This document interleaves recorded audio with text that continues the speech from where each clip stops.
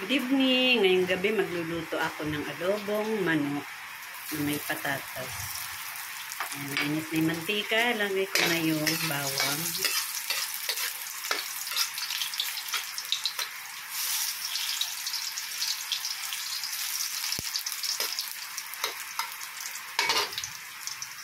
Lagay ko na yung sibuyas.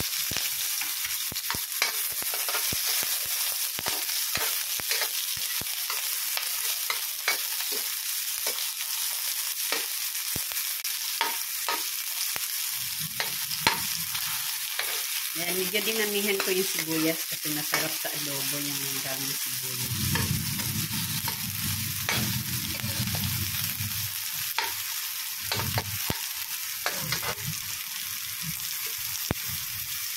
Lagay ko na yung chicken.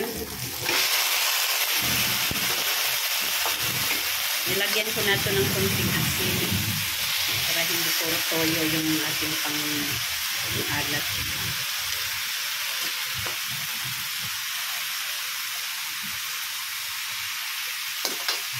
Lagyan natin ng toyo.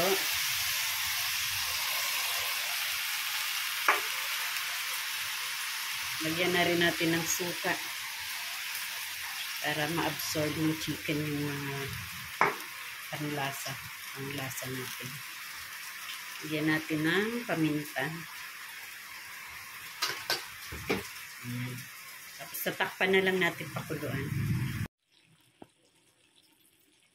So, ayan, after 20 minutes boiling, ito na ang ating nilulutong chicken.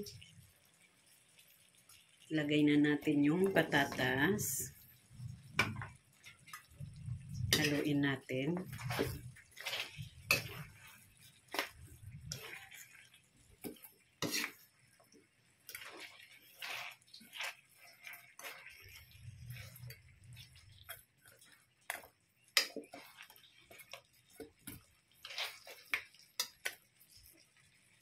Yan, tapos lagyan na natin ng tubig.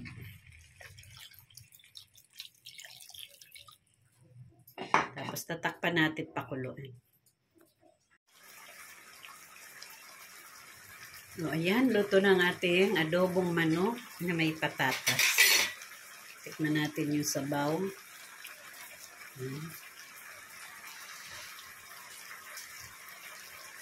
Ayan, okay na. Sarap. Thank you sa panonood. God bless.